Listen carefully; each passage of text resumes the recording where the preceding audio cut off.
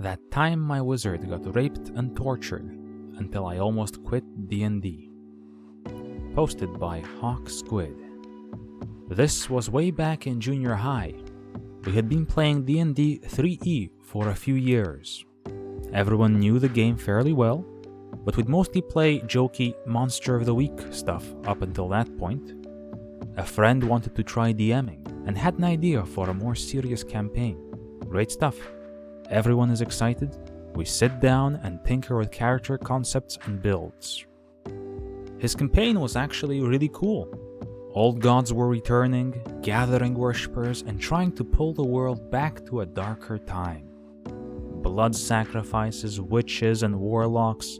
Something about a giant worm devouring everything. Pretty dope. I made a cleric.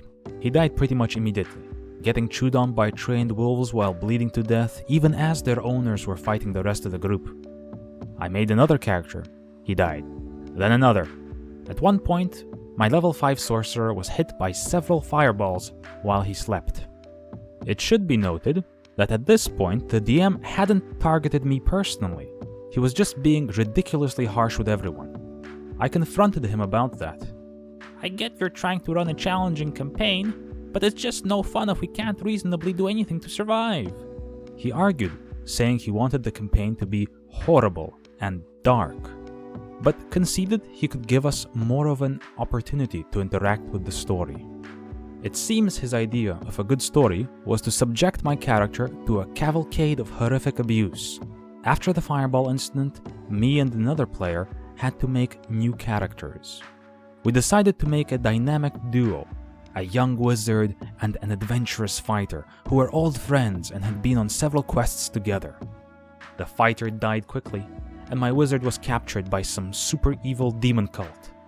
What followed was several sessions of torture porn directed at yours truly. My wizard was raped repeatedly by the undead corpse of his best friend, the fighter.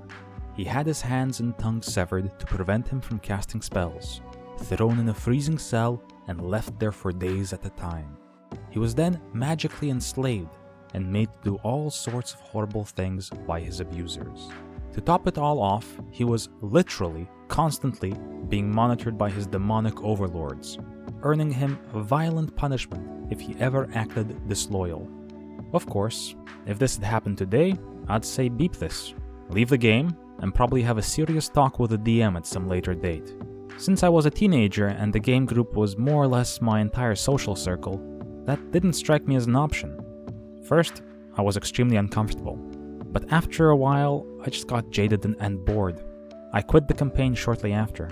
He asked why, because he was an idiot. I wish I'd told him exactly how uncomfortable it was being pretend raped and tortured every Friday, and how much of a moron he was for thinking that would be a good idea.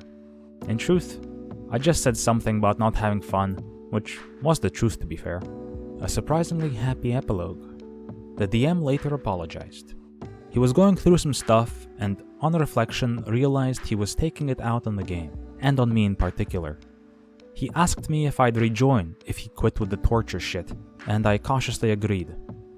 We figured out a way for me to escape demonic servitude, cooked up some side plots to get my character going as something more than a traumatized wreck, and the game continued.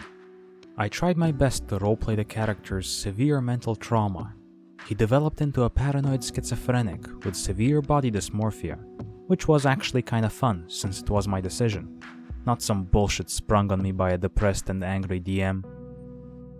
I still play with him 15 years later, but he doesn't DM anymore, probably for the best.